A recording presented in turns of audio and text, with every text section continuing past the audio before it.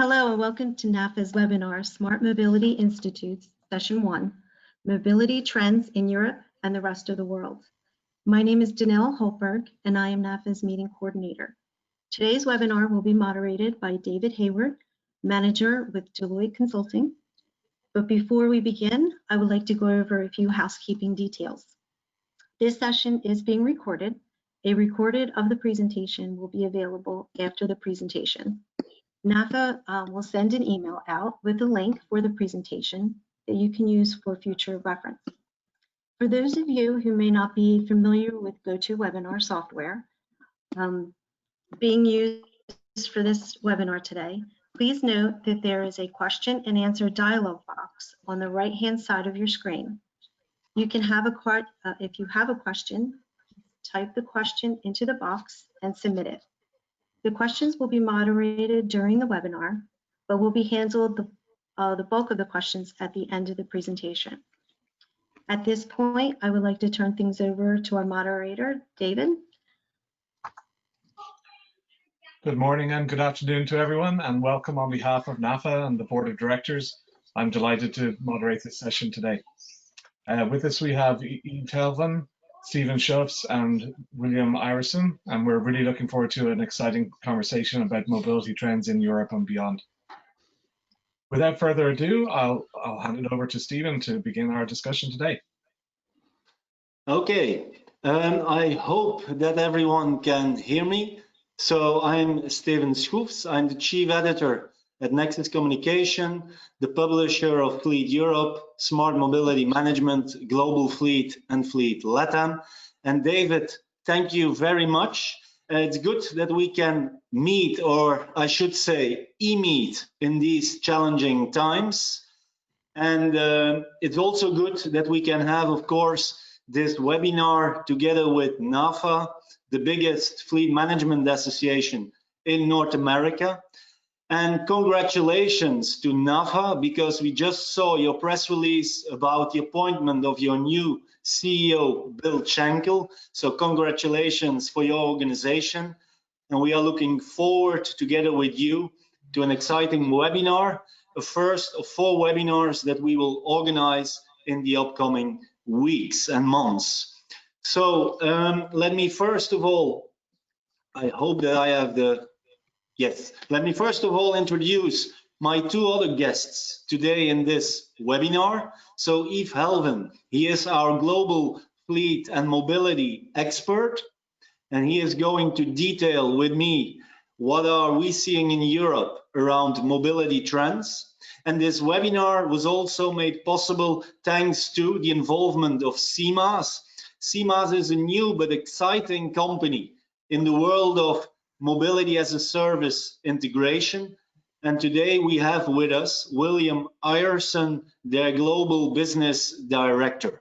And so we hope that in the upcoming minutes, we can highlight for you a little bit what's going on in Europe and why the transformation from fleet management to mobility management is really something interesting to put on your agenda.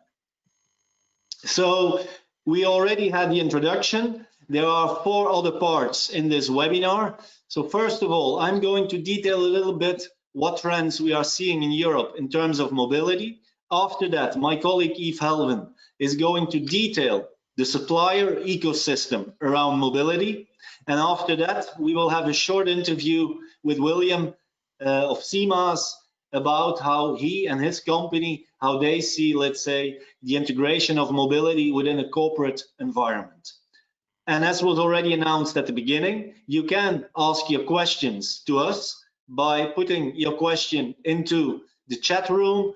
And so at the end of this webinar, we will still have some minutes to answer your questions. So we are organizing this webinar with NAFA and the Smart Mobility Institute. And the Smart Mobility Institute is really an initiative of our company, because in Europe we have seen that there is that willingness, that attractiveness around mobility management. So for years we have had company cars, and now since a few years we are thinking about, is there another way to motivate our employees? And so we created the Smart Mobility Institute, as a cross-functional best practice networking group in which corporate fleet and mobility managers, HR executives, finance directors can come together and discuss a little bit about their experience, what they are thinking that they can do and need to do in terms to bring their vehicle fleet management to a wider mobility management concept. And so we started last year with organizing our first session. It's in a smaller group, but that also allows good interaction. And we have organized now 3 sessions, and we will take this with these COVID-19 environment, of course, further in a digital environment. And so also with NAFA in North America, we will be able to give you and advise you on how to bring your fleet management forward and create a mobility management environment within your company. As you can see on the screen, mobility management is really taking off in Europe, and you see here some of the members, some of the participants of the Smart Mobility Institute, and you see immediately that we have good companies, big companies, multinational companies, and so really now mobility management is on the agenda of the most important and the biggest companies in Europe. Now, mobility management is not something that can be, let's say, put in one short session. And so together with NAFA, we decided that it would be good to give you a track around mobility management. And so we will organize also in the upcoming months, different sessions around mobility. You see on the screen that the next session will be at the end of May. Then we will have a session at the end of June. And then finally, the end of August. It will each time be the last Thursday of the month. And so it's really an opportunity for you to be able, within the track, to create your mobility management for your company. And so we hope that also after this session, you can already, let's say, put in your calendar the next sessions, and that we can see you also in the upcoming sessions of this Smart Mobility Institute together with NAFA. Now let's move on with the first part. So I'm going to try to detail a little bit what we are seeing in Europe in terms of smart mobility management trends. Let's first of all look a little bit at what we know really well. So at this moment, when we talk about mobility management, we are talking still mostly about the car. And when we look at the sales of new cars, we see that in Europe, new vehicle sales of passenger cars has been quite stable. You see on the screen, in the gray columns, you see the global car sales. So this is roughly around 94, 95 million. Probably with COVID-19, we already know that by the end of this year, there will be a serious drop. But okay, over the previous years, there was, let's say, some kind of stable situation. The same is the case within Europe. So you know that the European Union, now with England going out of the European Union, we have 27 members. Well, the situation is that each year we are around 15 point something million vehicles, passenger cars, new car sales in Europe. This figure has been stable since various years. Now, when we look at fleet sales, corporate fleet sales, then we see another picture. There we see that over the last 10 years, this figure has doubled. So from 2.2 million in 2009 to more than 4 million in 2018 and 2019. And this is, of course, due to the fact that the popularity of giving a vehicle as a company benefit has grown in Europe. The main difference, probably with North America, is that in Europe, the company car is also given as part of the salary package. So in Europe, we know really well the principle of the benefit car. So if a certain person in a certain function, he or she can also get, let's say, a company car as part of the salary package, and this is quite popular in Europe. as in multiple countries on a taxation basis, this is something that can be seen as quite an important incentive. So on the left side, you see the number of fleet vehicles sold in Europe over the last years. On the right side, you see the split in terms of the various countries. And you see, of course, that the biggest countries are also the most important ones when it comes to fleet sales. But there are some countries, for example, Belgium and Poland, where the company car principle is really increasing and is becoming more and more popular. Now, since 10 years, something like that, there is a discussion going on in Europe. It started really on a lower basis, but there is a discussion going on. Can we still survive with only giving cars to our employees? And of course, throughout the years, this discussion has been accelerated due to different trends that we see happening. You, of course, already know these trends. You see on the screen 6 megatrends that will impact the move from the company car to an employee mobility management. And so those trends are the urbanization. There are more people that are going to live in the cities. There is the consumer behavior that is changing. While before people, they like to own things, we now see that there is a change to the use of assets. Then there is, of course, the generation Y, the generation Z that is coming into the workforce, into the workplace. And they are, of course, all already, let's say, they are well known with the principle of using things whenever they would like to use things. And so also their mobility can be something that is really nice for them to use instead of owning every aspect around mobility.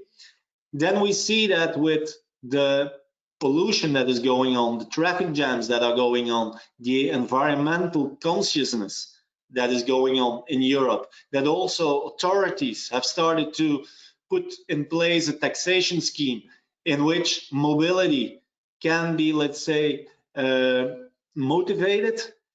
Then the war for talent. So we see that in some periods of time, some businesses, there is really a need for new talent, for new people. And so mobility can also be some kind of a positive element in attracting new people. Of course, with COVID-19, this is perhaps not the case today, but hopefully in the near future, there will again be, let's say, an uptake of the economic market. And so the war for talent is also one of the megatrends. And then finally, a very important one is, let's say, the emergence of new technology, with everything now going in a digital way. And so the technology will allow also to make use of different modes of mobility in an easy to use environment. So these are the 6 megatrends that are impacting at the moment the discussion in Europe, why to go to mobility management. Now, a little element around taxation. For years, the taxation in Europe, and Europe is a big continent, the taxation was really based, each country has its own taxation scheme. This is still the case today, but there is one element that comes in almost every taxation schemes across Europe, and that is the element of CO2. We see today already that more than 20 countries in Europe have a company car taxation scheme in which the element of CO2 and the environmental aspect is important. And so linked to that, mobility, new ways of mobility outside of the traditional company car can be really an asset for the company and for the employee in terms of the financial side of things. And so it's a really important steering element into the mobility management discussion that we are seeing now in Europe. And to make it even more concrete, there are more and more countries and cities in Europe that are already announcing that they are going to put pressure on the use of the car and on coming with the car into the country, into the city. You see on the screen that there are some countries that have already put in place some bans in which they would say, okay, diesel cars or petrol cars they are not allowed anymore, so they would like to ban these cars from the country. And on the right side, already today in Europe, we have more than 200 cities that have put in place low emission zones. So only the newest cars with the newest technology in terms of powertrains can enter certain cities. And this is continually evolving, and now also even more and more cities have put in place even ultra low emission zones, where they are even more strict in terms of the pollutants and the emissions that can be authorized within the city centers. This is not only the case, of course, in Europe, but we see in Europe that more and more cities across the countries in Europe are putting in place those kinds of restrictions in terms of cars that can enter their premises. And that makes that there is a discussion, a shift towards mobility management. I think that we can say that in Europe, it started really to take off around 2008. Perhaps at that moment, it was still in an embryonic phase, so there was a discussion going on, but we didn't know exactly how to put in place every aspect. And it was only a discussion probably between some of the so-called early adopters, but the discussion has never faded away. It was always on the agenda. And then in 2014, there was really then the notion that it would be important to develop a program, a corporate program, in which there was also place for other mobility modes next to the company car. This, within a corporate environment, was also steered by the fact that next to the fleet management category, you also have the travel category, and you have, of course, the emergence of IT and technology. And those three elements put together could create, let's say, a nice environment in which mobility management can be developed. And the year 2014 is also the year in which the concept in Europe of mobility as a service was launched by the company WIM in Finland, in Helsinki. And since then, we can see that in Europe, really everything that is created around mobility as a management is also being pushed and is also being put forward to the companies. But why would customers, why would you, corporate fleet managers, go from fleet to mobility? Well, there are different reasons. And we did some surveys, we had the Smart Mobility Institute sessions, we had discussions, and there are a series of reasons that are really important. The first one is that mobility is inclusive. So today, when you only have company cars, you give it normally to people that need to use the car for their job. Well, if you go to mobility, then it becomes immediately a topic that can be addressed to all the employees within the company, and this can create a higher employee satisfaction.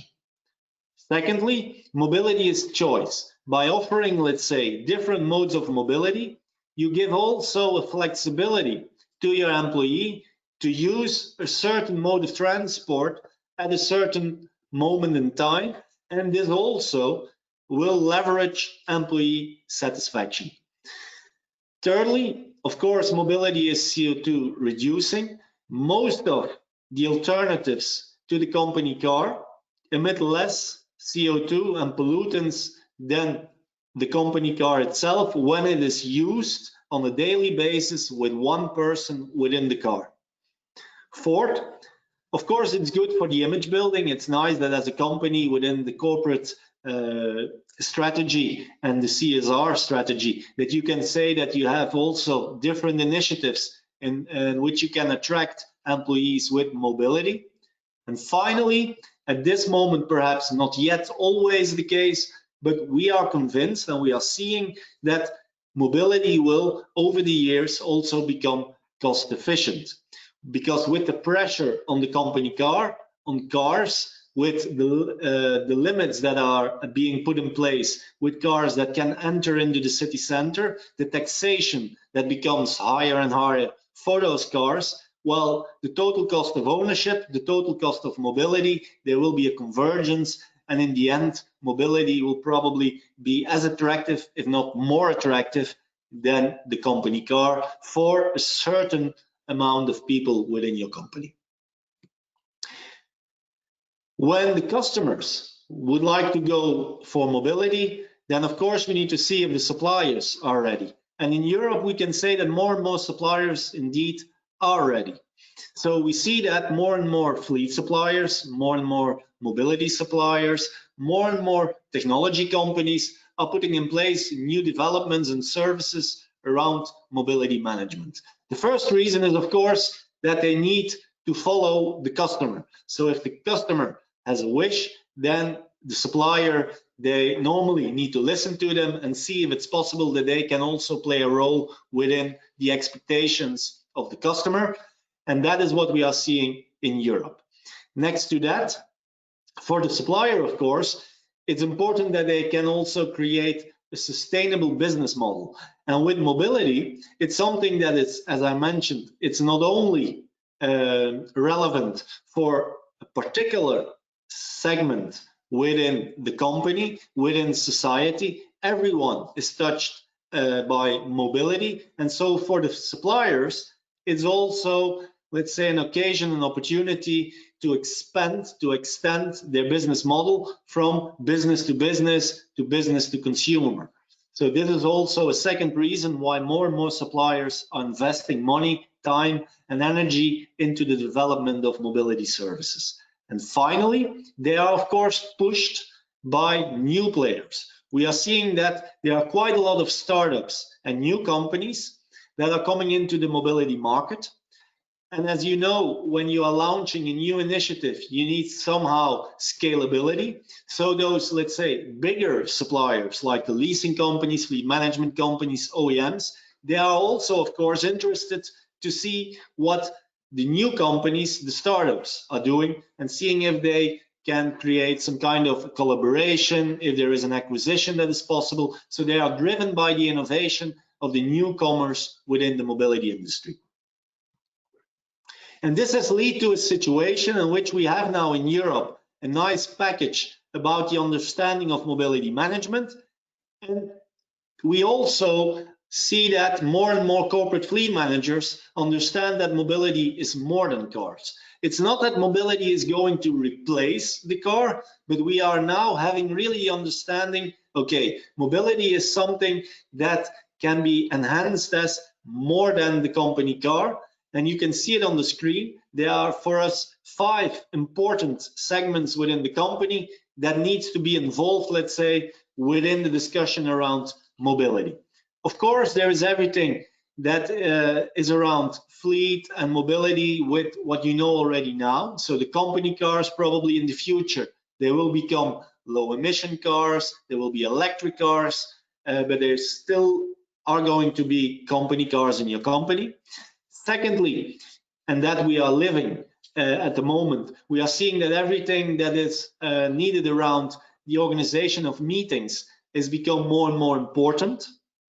And also, thirdly, home office working. So within mobility, you can also include everything that is done in terms of home office, flex office, with the digital technology that we have. On the fourth element, this around the travel policy.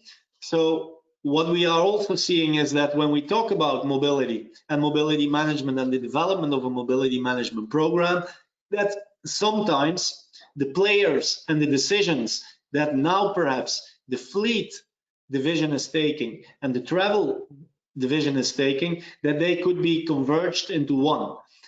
Just one example, probably the fleet management division within the company will deal with car rental. The travel side will also deal with car rental. Why not, let's say, integrate that together in a common approach? So there are, let's say, possibilities to work together more closely within the company. And then finally, of course, there is the technology aspect everything that needs to be done and steered in terms of mobility needs also to have the right technology in place to make it happen, and so that the employees can also be really connected to the different kinds of mobility solutions that you are offering. Now, mobility is something that is evolving constantly, and it's not evolving at the same pace in each and every country. So what we are seeing in Europe is that some countries, in terms of mobility, have taken the forefront. We can say that this is mostly the Western European countries, where there are, let's say, the most of the suppliers that already have put in place the mobility services. Also, the taxation schemes are sometimes in place to promote, to incentivize new mobility. But still, even there within Western Europe, we see some differences. In Belgium, for example, since last year, we have put in place the mobility budget. So this is now also officially put in place via the government, in which a company can give a certain budget to an employee, and the employee can then use this budget for different mobility modes within a fiscal and a legal scheme. In France, for example, we are seeing that in more and more cities where the cars, the diesel cars and the petrol cars are banned, that there they are starting to use corporate car sharing initiatives, of course, often also with electric vehicles. In the Netherlands, everything that is linked to the bike is very important. So there is a rise of bike leasing that is going on in the Netherlands. And the Netherlands, probably with Belgium, are the two countries where, in terms of the development of new mobility initiatives, the most things are taking place. And then in the UK, for example, there we see that due to the taxation scheme, there is, let's say, a personal contract hire scheme in which it's the employee who is going to take cash of the employer and can use then that cash for his own purposes in terms of mobility. So within Europe, we see that there is a general consensus around the need for mobility, but the speed in terms of the adoption of mobility and what kind of mobility can be different. And also with the companies, this is different. So what we are seeing, of course, is that there are still companies that are used to the company cars, so the traditional setup that we are knowing, with car leasing as a benefit, with the fleet management companies and so on. The next step is that companies are looking, how are we going to, let's say, evolve to mobility? And probably one of the easiest things to do is to try to look with your current fleet suppliers, what kind of services they might have that you can easily include in your fleet program, and that can then be extended to already a fleet program BIS that goes into mobility. So you can add some car rental vehicles, you can make use of the public transport. So these are the things that are coming in the second phase. Then we are talking in the third phase about extended mobility, where you then really are putting in place a program in which you have a concrete package of mobility solutions that you can offer to your employees. This is what we call the mobility as a service, or MaaS, with the mobility budget. So you give your employee a budget and they can use it freely according to the policy, the mobility policy of the company. And then finally, we are now seeing that also some companies are going to the mobility as a benefit phase, in which they are really going to use mobility as a sort of an incentive to make sure that all people are really, in terms of the well-being of the employees, in the best possible situation.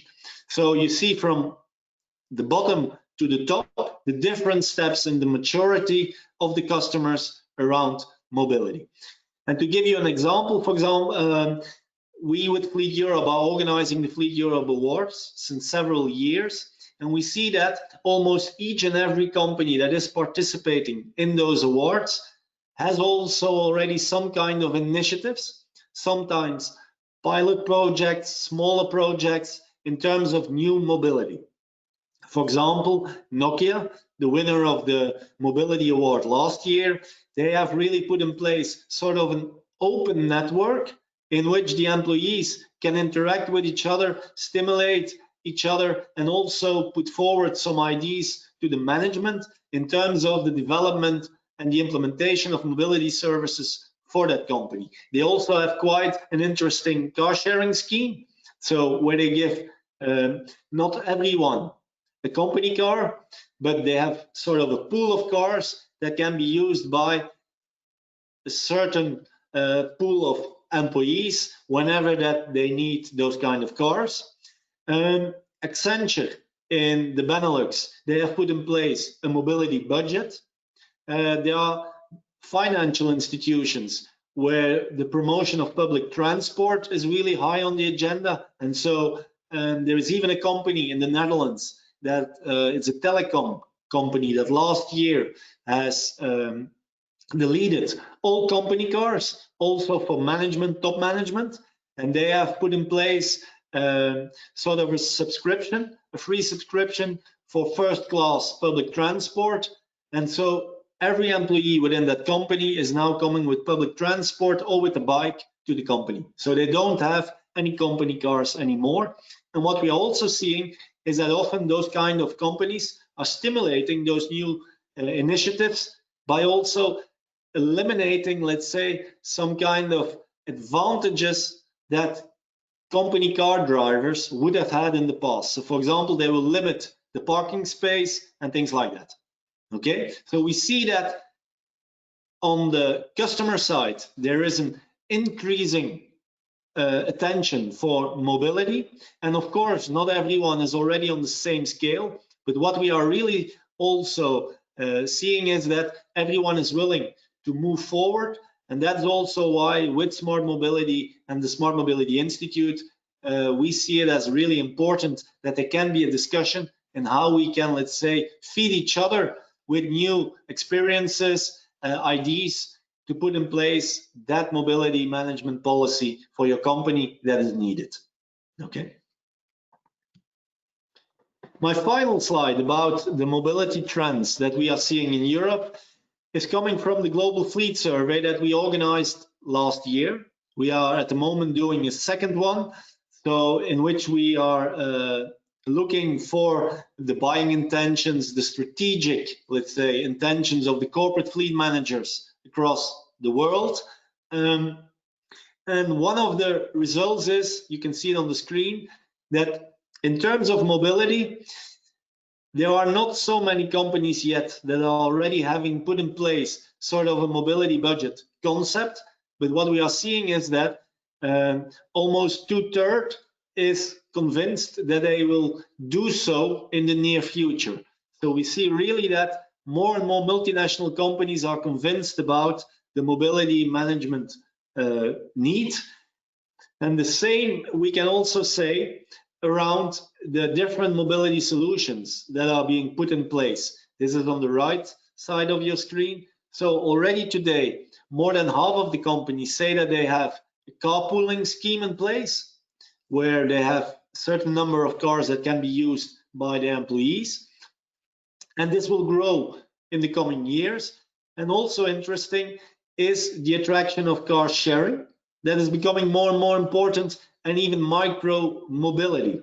So micro mobility, everything that has to do with e-bikes, that has to do with scooters, with mopeds, is something that is growing for sure in the city centers, where there might be some subsidiaries, some divisions, some offices of multinational companies. The only, let's say, negative element around that micro mobility is that some companies are hesitated around the safety aspect, but we are seeing that with a good developed mobility policy, a framework in which you can put everything that is needed around those kind of rules and safety, that it is possible indeed to also allow your employees to use micro mobility solutions. So this is, in a nutshell, the situation around the mobility trends that we are seeing in Europe. And I would now like to hand over to my dear colleague, Yves. I'm going to try to give him the speaking rights. That should now be possible. Yves? Yeah. Can you hear me, Steven? Yes, I can hear you. Okay. Hello, Yves. Just trying to switch the, okay, there we go. Yes. Yep. Okay, fantastic. So hello, everyone. Before we kick off, also from my side, a big thank you for joining this session, and thanks to our friends at NAFA for organizing this webinar. In the next part of the webinar, we're going to have a look at the most popular mobility solutions for both consumers and professional clients in Europe. We'll be starting off with a helicopter view of the mobility ecosystem, followed by an overview of the types of solutions. After that, I'll be talking a little bit about the supply chain, the different actors in the ecosystem, and the difference between the requirements of a corporate client versus those of a consumer. And we'll be closing the presentation with some opportunities for corporate clients. Let's kick off with the ecosystem. This huge table is an illustration of the mobility business with its essential providers and its peripheral supply chain. You will appreciate that mobility is much more than taking a person from point A to point B. Starting on the left-hand side, ERPs and data processors are the engines that power mobility, or what we call the transport solution providers. We'll go in a bit more detail on the TSPs afterwards.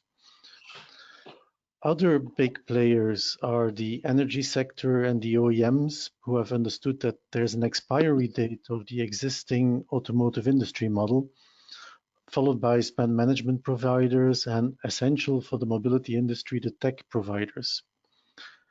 Especially telecommunication businesses, for instance, know that 5G is a mobility enabler, which is why they are playing a major role in the industry. Providers of connectivity, sensors, semiconductors, gesture and voice recognition are also involved and consider mobility as one of the major future profit centers. Finally, services such as digital payments, usage-based insurance, and travel are offering services that can be fully integrated into mobility. Mobility will also generate business for the entertainment and e-commerce sector. Let me give you an example. In the near future, Netflix will offer you a customized episode of your favorite series, and that episode will take exactly the duration of your trip from point A to point B. And Starbucks will be preparing your favorite coffee or latte for when you arrive at your destination. So the e-commerce and entertainment business are really focusing on how mobility is evolving. What I'm trying to demonstrate with the first couple of slides is that the mobility industry has many intersections with existing business lines and has the potential to generate so much new business that at the end, the consumer will be pushed to adopt mobility. Now, the next question is how big is mobility? And we're looking at McKinsey here to tell us that by 2030, the total size of the industry globally, including the peripheral providers, will be worth about 26.6 trillion USD on an annual basis.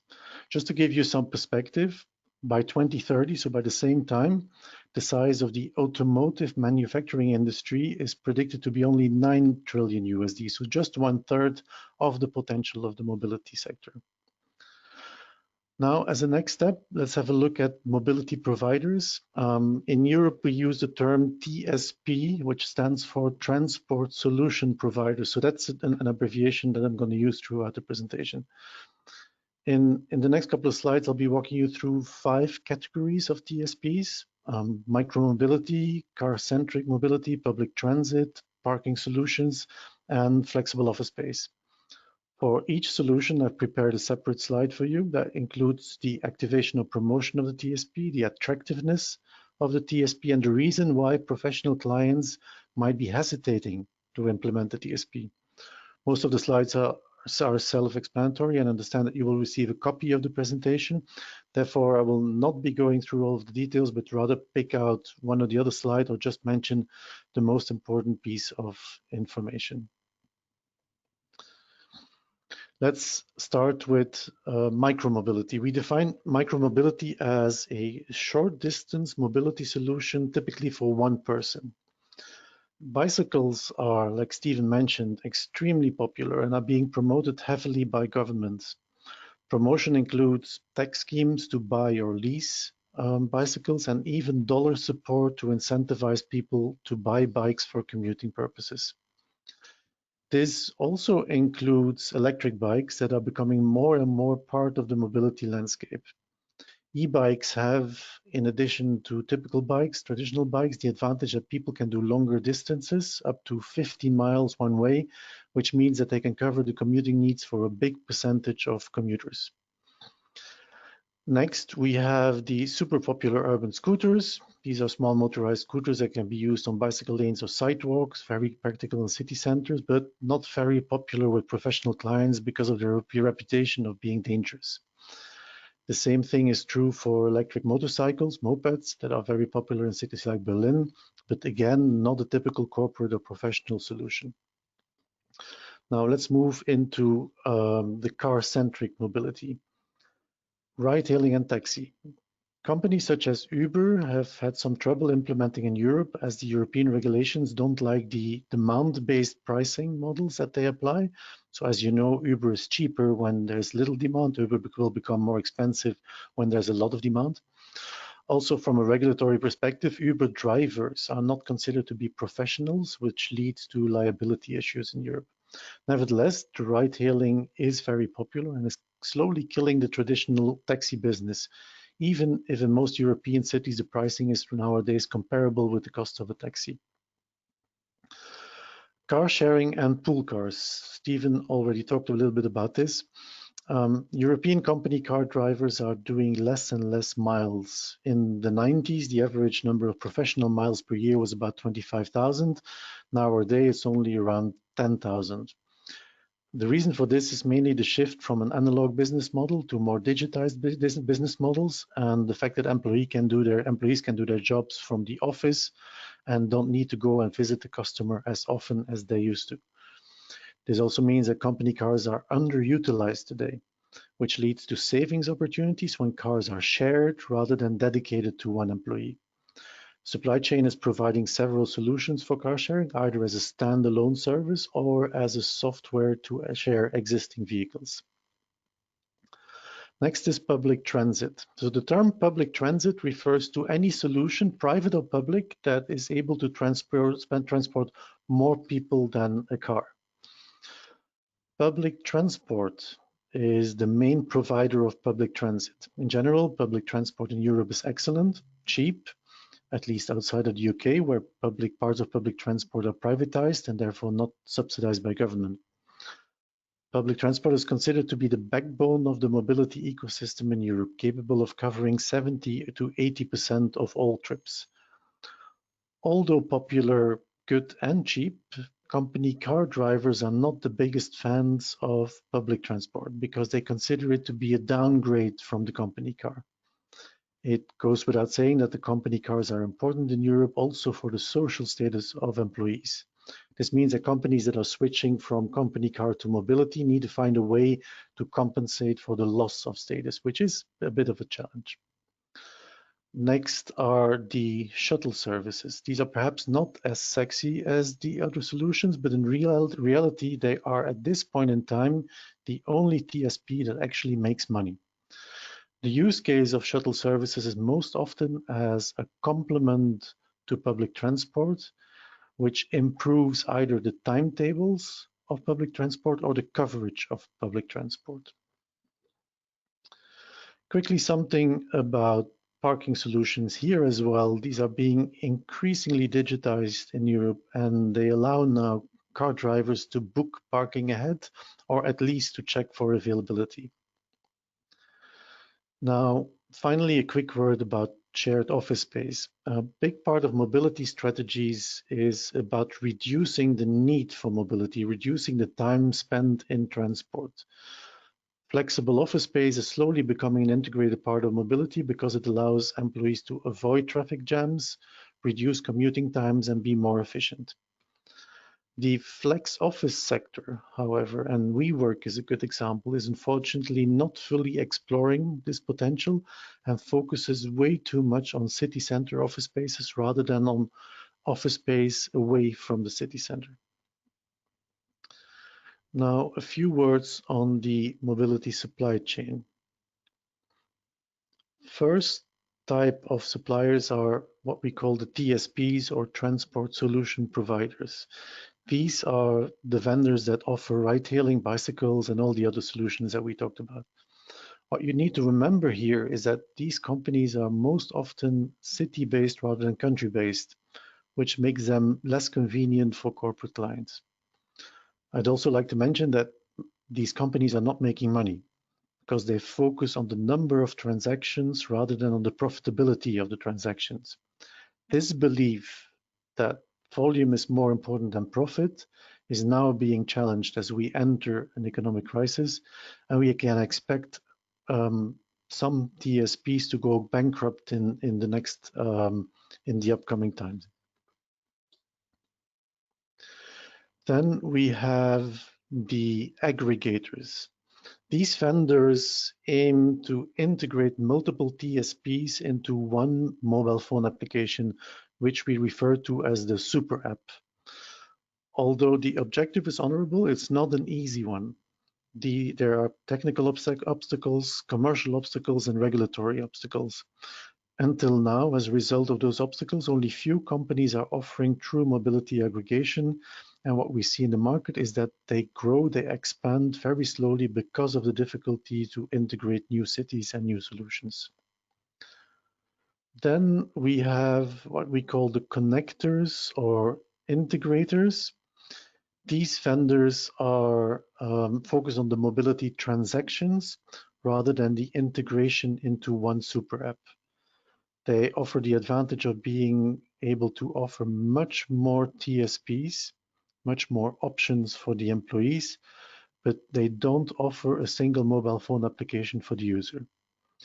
Connectors are extremely important for corporate clients as they act as an SAP or a Concur purely for mobility.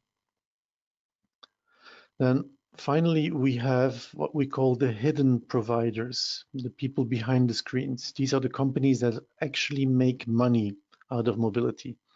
They either provide funding, technology, or the assets for mobility. Typical examples here are companies like Google, Amazon, Toyota, and Visa. As we approach the end of the deck, a quick mention about the difference between consumer and professional clients. Consumers focus on pricing and user experience, whilst professional clients are worried about the additional workload and the operational complexity of mobility. You'll recognize this slide in our next SMI sessions, where we'll go much more in detail on the differences between corporate and consumer. Finally, and this is my last slide, what are the opportunities? So mobility is extremely future-proof, perhaps even more than the traditional car. It suits new generations that might prefer usership to ownership. It fits circular economy models. It is compatible with digital business models, and it allows for flexibility, customization, and compliance. When European companies implement mobility, it's typically not to replace the company car, but to achieve a combination of objectives. They need to reduce their CO2 emissions. They're spending too much on parking real estate. Their company has become less attractive for young people. There's always a variety of reasons why companies switch away from cars. Mobility performs really well as an employee benefit, which has also been mentioned by Steven, which means that an employee benefit next to salaries, healthcare plans, and pension funds. Employees love the flexibility of being able to choose between a car and the mobility budget, or perhaps take a smaller car and receive a mobility budget. As European taxation and regulations are slowly discouraging the use of cars, mobility is becoming more popular and public opinion is reinforcing the trend. People are embracing mobility today much more in the bigger cities, especially in Western Europe, but the sector is expanding rapidly. As a final note, we already know that employees will be asking to work from home more often. Think about our experience today with the coronavirus, which will probably further decrease the utilization rate of company cars. Gradually, company car as a benefit will phase out, be replaced by flexible benefit schemes, and mobility is expected to gain popularity as a corporate solution. That's it for me. Thank you so much for listening to me. Back to you, Steve. Thank you. Thank you very much, Yves. Thank you for picturing the supplier market around mobility in Europe. As mentioned at the beginning of the webinar, at the end we will have a Q&A session. So if you have questions, you can use, of course, the chat function in your webinar tool to ask questions to us at the end of the webinar. Now we are coming to the speed dating with CMaaS. So we are really happy that CMaaS, a new company in the mobility arena, is supporting this webinar. And we have with us today William Ierson, the Global Director of CMaaS. William, hello. And I think that you are based in Amsterdam. Is that correct? Yep. Hi. Just checking if you can hear me okay. Yes, we can hear perfect. you.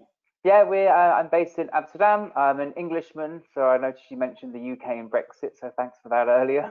But yeah, I moved to Amsterdam 6 years ago, so I'm still part of Europe, which I'm really happy to say. Very good, very good. William, thank you also for supporting this webinar. We have already discussed what we are seeing in Europe around mobility trends and the supplier market. You are with CMaaS, a newcomer into the mobility ecosystem. Can you briefly explain what is CMaaS? Yeah, sure. So CMaaS is an operating system that enables you to manage cars, shared assets, mobility solutions, and any other subscription services that actually fall under mobility. Our client base is quite varied, but mostly corporates and government bodies. And we design our solutions to ensure that there's a cohesion between the car and mobility, because we have a belief that mobility isn't yet 100% replacement for cars. So by optimizing the utilization of cars, we create space for mobility innovation. And we find our clients use the CMaaS technology to actually evolve from company car as the only option to a flexible package of car, bikes, scooters, ride-hailing, public transport, even gym, and as Yves mentioned in the presentation before, even flexible office subscriptions. Okay, so coming or referring back to the presentation of Yves, CMaaS is not what we are now seeing in the market, a mobility aggregator. You are not, let's say, developing that super app that we are talking about. No, so what I can do, I can give you a use case example of where CMaaS is implemented. So one of our clients who actually was at before, who I used to work for, was it's a well-known sports American apparel company. We had one of the logos there with Nike, with a WHQ in Portland and an EHQ in Amsterdam across 28 EMEA countries. So the brief, and I was there at the time, was to find new solutions that were compatible with new digital business models and that were also flexible across all of the European countries. The solutions had to also be sustainable and promote low emissions, and also be attractive to current and the new generation. So I think a lot of the inner cities, especially like Berlin and the UK, you've got super cool like digital whiz kids, I call them. And then lastly, we had to also then create, of course, cost savings, which is really important. What we managed to implement with our advice was the following design. So I'll just go through. Firstly was The functional company car still remained an important business tool for the company. However, we were able to redesign the utilization into a more environmental and efficient electric car sharing scheme. So this meant the employees could access them on demand, and all of this was managed centrally by our digital fleet operating system, which is on the picture there, I think, in CMaaS. Then for another group of employees, the managerial and C-level, they had company car as a benefit, so part of their total award package. And what we did there, we modernized this package with a new flexible budget that centered around choice. So this meant they could allocate their budget to either cash, car, mobility, or an even combination. And that's actually a really good example of where CMaaS is able to harmonize the car and mobility into a budget that then centers around the consumer or the employee experience. Now, our proposal for both of those groups was so popular, which is a great news, that we actually were able to exceed our target, our take-up target of 40%, to actually 80% take up in 1 year. So we were actually able to, great news, slash the company car spend in half. And as a result of that, the client, the well-known sports company, was able to use those savings to create new mobility benefits for actually the entire population. So commuters, lower band of employees. And that's actually where CMaaS is really valuable and really comes alive, because it can also enhance the total rewards package and kind of get a good win for your HR team. And then overall, with all that design, the results were from the clients saw that there was kind of 2 stages of results, broken down into immediate and secondary results. So the immediate results were a significant cost saving and CO2 reduction, and then also an attraction of talent as the young urban kind of whiz kids want to work for a company that kind of shares the same DNA and ethos as them of having sustainability and innovation that in the market some of the competitors don't have at the moment.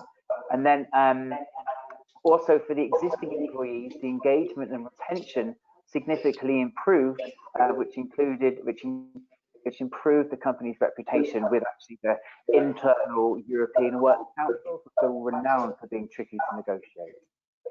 Okay, very good. You were talking about technology. Can you tell us a little bit what kind of exactly technology are you developing with CMaaS? Yeah, sure. So the technology at CMaaS deals with 3 pieces of fleet and mobility management. Firstly, there's the car and driver digital operating system. So this contains telematics and a complete driver car fleet manager connectivity, plus an added innovative artificial intelligence or AI, which enables a smart automation of tasks, which means that the system can actually manage for up to 4,000 assets with the equivalent of, say, 1 full-time employee, where the old school days is 600 cars, but with our system, it can manage up to 4,000 assets. Secondly, the function of our tech is the ability to integrate literally any mobility or public transport subscription service in any country. So not just Uber or Bird, it's any provider in any country.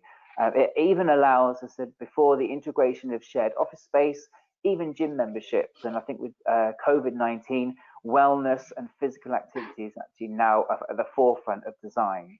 And then finally, maybe the less glamorous, but the most clever piece, technical ops people, is the technology is able to automate all the operations and transactions, making a zero human admin solution. So in summary, our tech is a single fully integrated tool that composes of the fleet operating system, the mobility aggregator, and the transaction manager.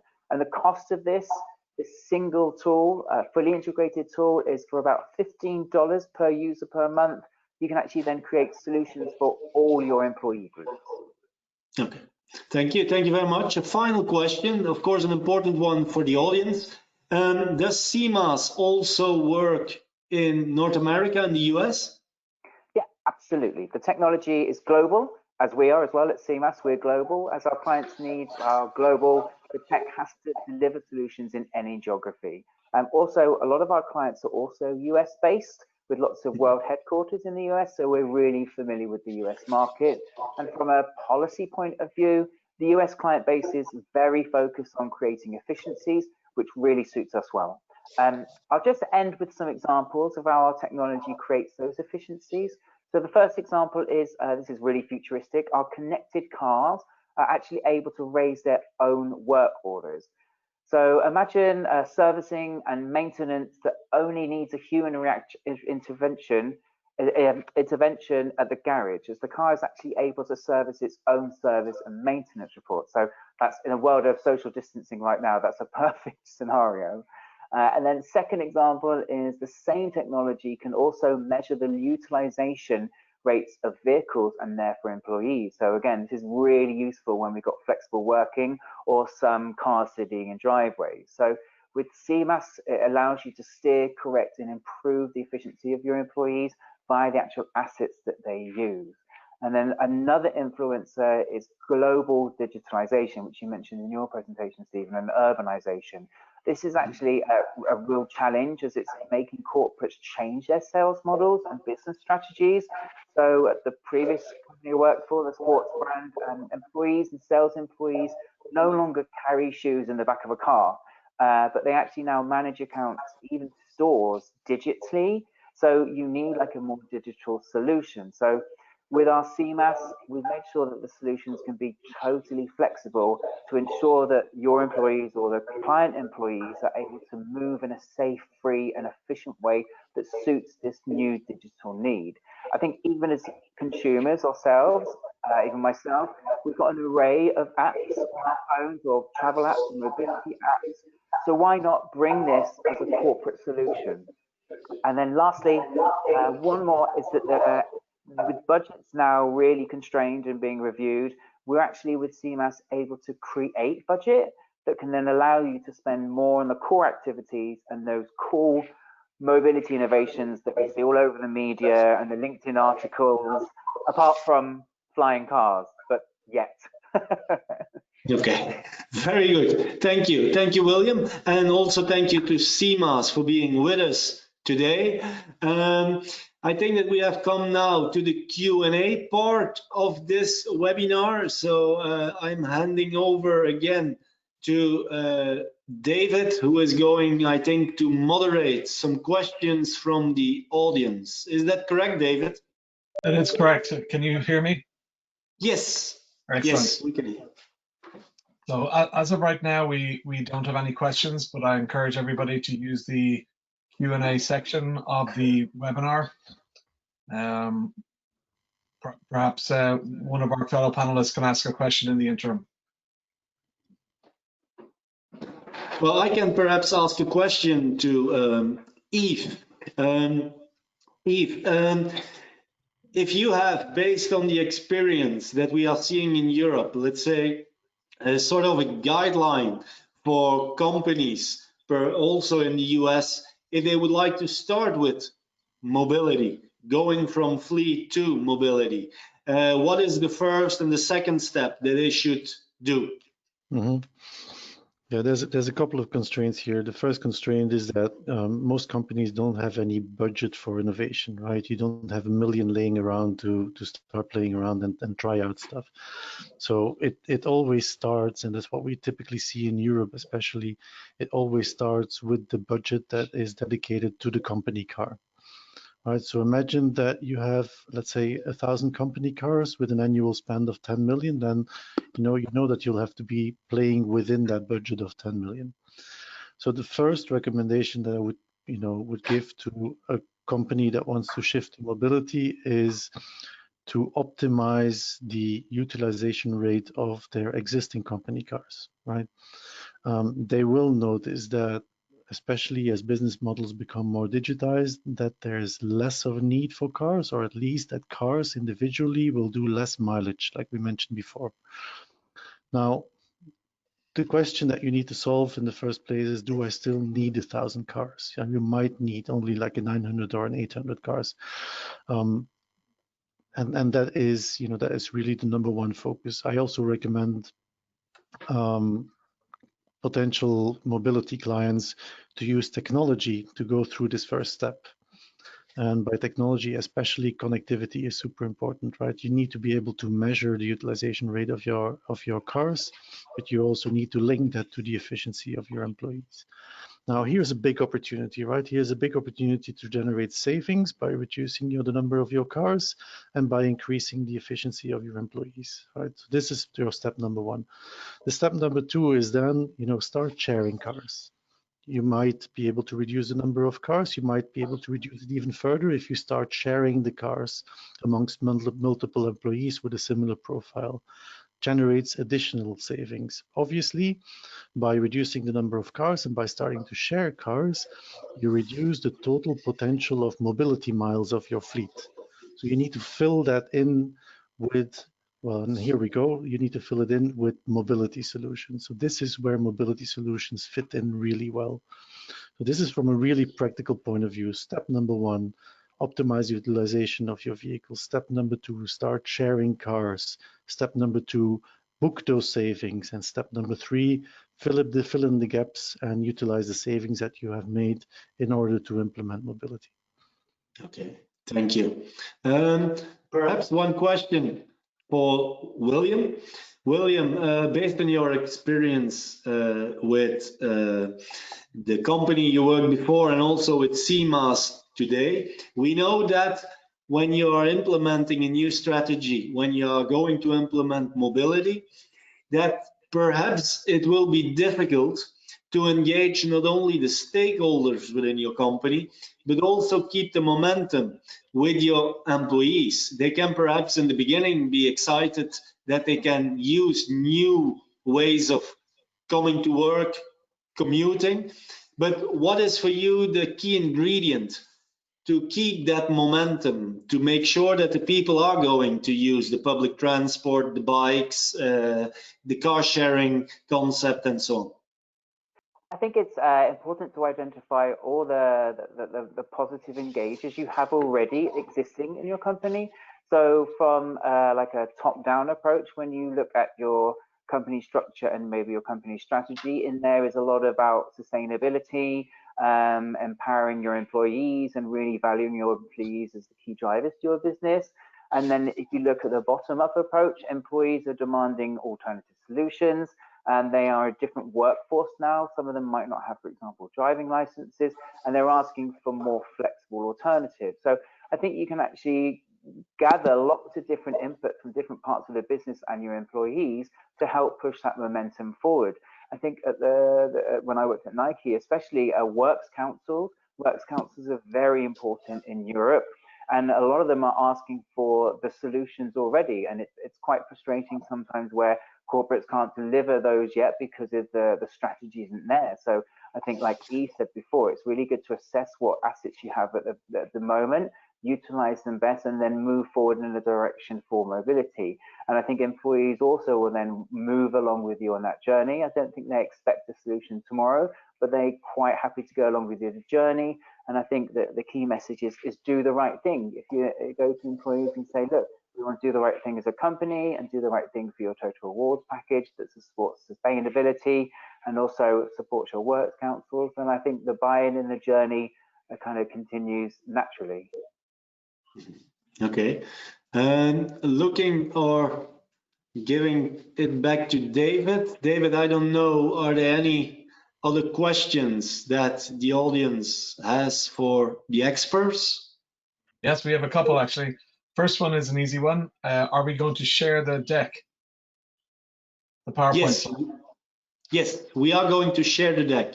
So this has been seen with the experts. It's no problem. The participants will receive the deck that we have commented today. Great.